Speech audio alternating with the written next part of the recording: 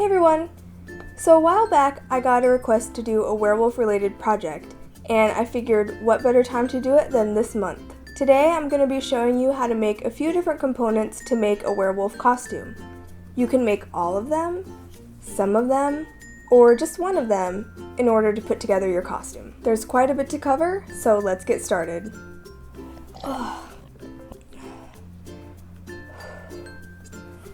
First we'll start at the bottom. The feet. These are the most time-consuming pieces, but totally worth it if you have the time and materials to put it together. You'll need a pair of shoes. I used some flats that were destined for the donate pile. Shoes that cover the top of your foot would be ideal, like boots or just regular sneakers or something like that. Elastic if you're using flats. Upholstery foam, fake fur, polymer clay or fake claws, hot glue, a box cutter or X-Acto knife, and scissors. If you're using a pair of flats, hot glue an elastic strip across the shoes. This gives you something to attach the fur to cover the tops of your feet later on. Cut 4 rectangles of foam to make the toes. Use your scissors to shape each piece into a wolf toe type of shape. Then cut away the bottom part of the toes so they fit onto the shoe like so. Hot glue them down.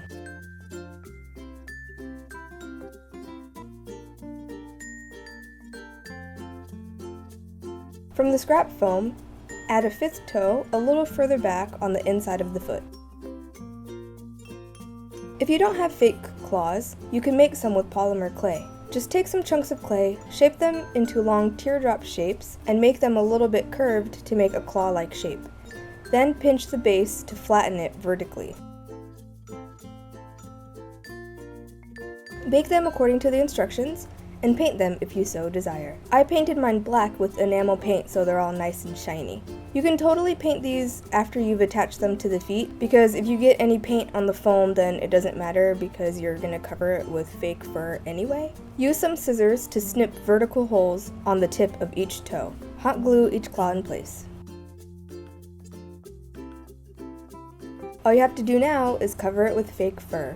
Working one toe at a time, cut a rectangle of fake fur, and in the middle, cut a slit up about an inch or so. Make sure to align it so the fur's direction is pointing down. And when you're cutting fur, I suggest cutting it from the back, pushing the blade up against the fabric at the base of the fur, and this should help you from cutting off too much of the fur. Apply hot glue around the base of a claw and glue the fur down, positioning the claw in the slit that you cut. Slowly glue the rest of the fur down, cutting off any excess fur where it starts to bunch up.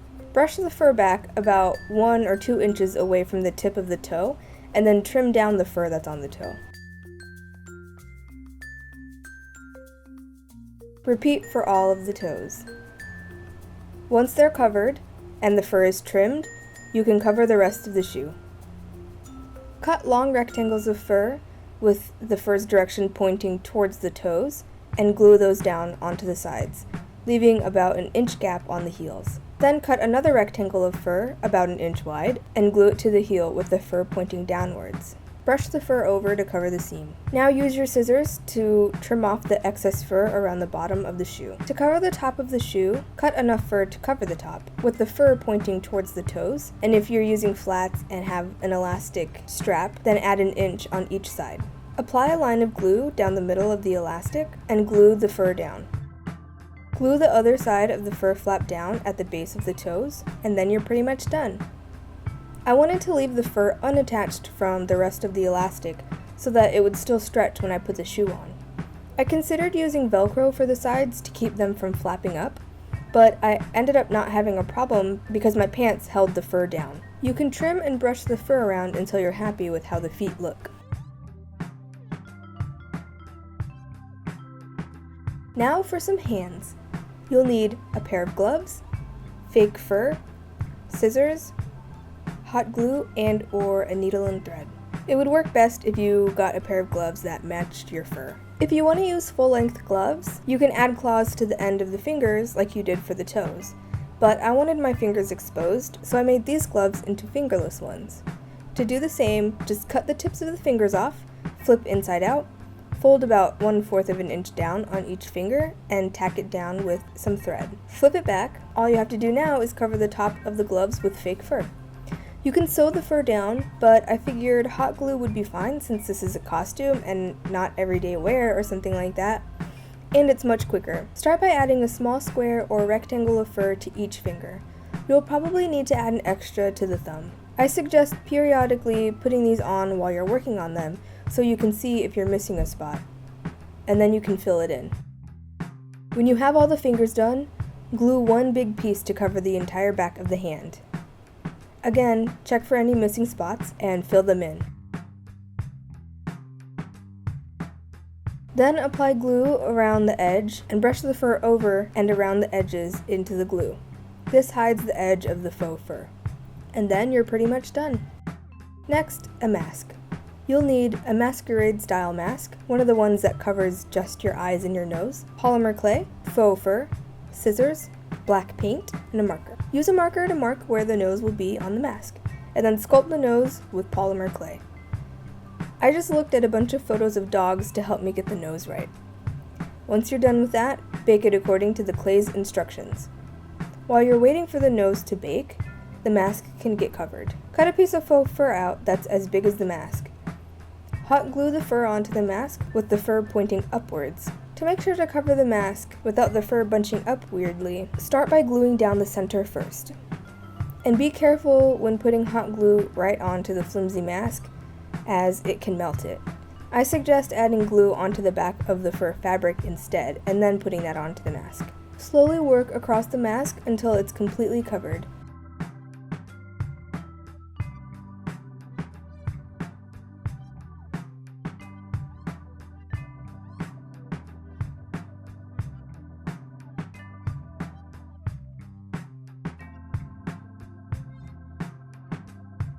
Repeat for the other side.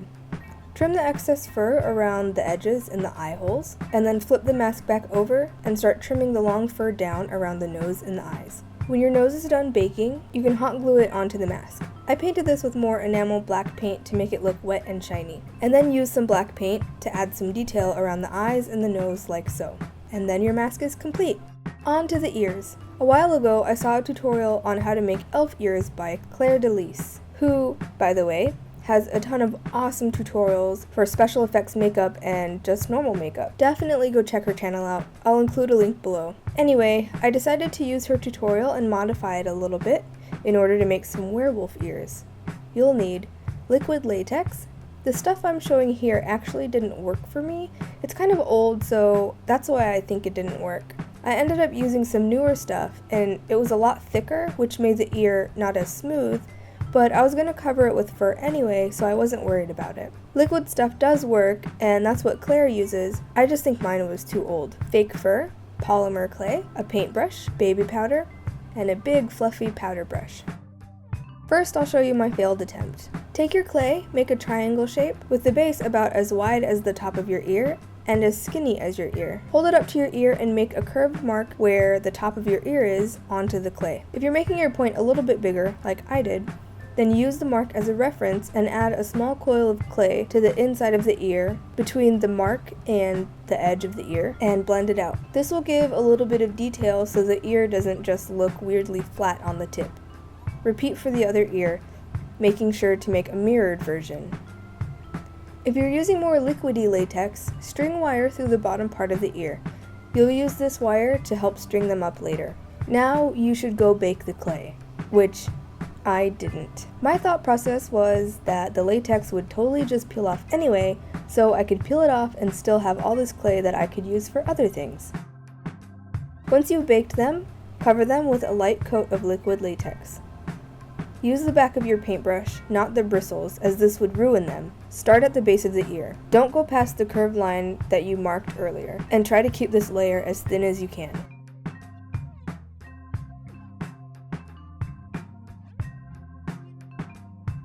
Once you've covered the whole thing, hang it up to dry. The reason you hang them upside down is so the extra latex will pool at the tip of the ear, which makes it look more natural and helps keep the edges thin, which will help you blend it into your ear later. Once it's dry, add another layer, and repeat until it's thick enough. I did about 4 layers and it was plenty. So it went downhill for this one soon after this. Even though I waited to add more latex until the previous layer was completely dry, when I tried to peel it off, it was just not happening. I thought maybe the latex was reacting to the unbaked clay, so I decided to test it out. I put a little bit of this old latex onto a Ziploc bag, and next to that I put some of the new liquid latex. I waited for it to dry, and then I tried peeling it off. The old latex reacted the same way, while the new stuff peeled off super easy. Anyway, I had to redo everything. I didn't bother attaching wire so I could hang these ears up because the latex was so thick that it didn't drip. Instead, I cut slits into some extra foam that I had, and I stuck the ears into that as they dried. So once you have all the layers done, dust the ears with baby powder. To attach the fur, apply more latex to the edges and on the back, cut some fake fur at the base and press it into the wet latex. Align the fur so that it's pointing towards the tip of the ear. This makes a little fur tuft at the end and also makes the ear seem a little bit longer.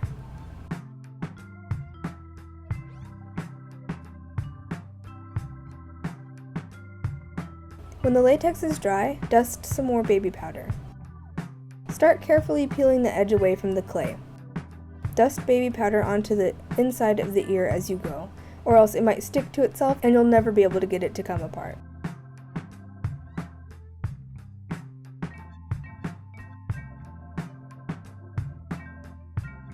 And now you're done!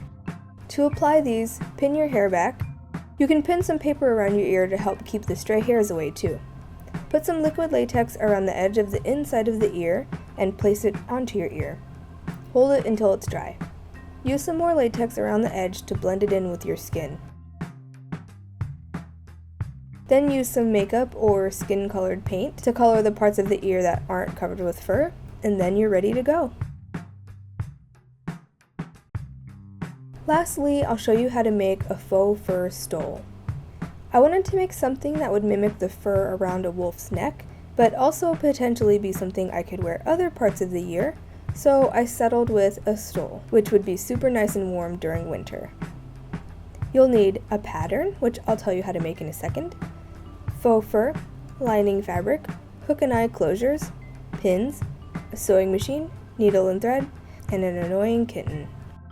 To make the pattern, lay out some paper and make a rectangle that's about 32 by 12 inches. From the middle, measure down 8 inches.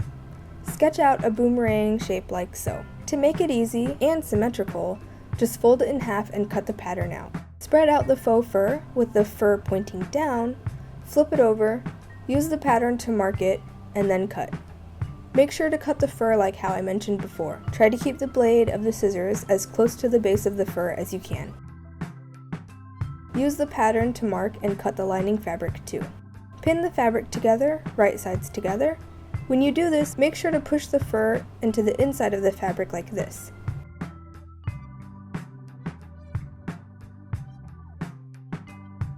Sew around the edges, leaving about 4 inches open on the bottom. Flip it right side out. Pin the fabric together and hand sew the opening closed. Drape the stole around your shoulders to find out where you want to put the hook and eye closure. I put mine about 5 inches from the very tip. Sew those on and you're done. You can wear this over your costume or under to expose some fur, as if your body is completely covered. Throw on a flannel shirt, paint your nails black or attach some big long black nails, put everything on, and the costume is complete. For me, since I wear glasses, I'll probably just leave the mask at home. Instead, I'm just gonna do some werewolf type makeup. There are so many tutorials on how to do werewolf makeup here on YouTube, so I'll just link to some of my favorites down below if you're interested. I hope you all enjoyed this week's video. If you did, please leave a like, and if you want to see more, then feel free to subscribe. The rest of the month I'm going to be posting Halloween themed videos, and the week of Halloween, I'll be posting every single day, Monday through Friday, a short Halloween themed video to help get you in the spirit. Normally, I post drawing/painting videos every Tuesday and DIY videos every Thursday. Oh, gosh. Oh, I don't feel that good. Much better. You can follow me on Twitter, Tumblr, Instagram, or Pinterest, and I'll leave the information to those down below. If you have any questions or suggestions for future videos, please leave a comment down below, and I'll see you next week.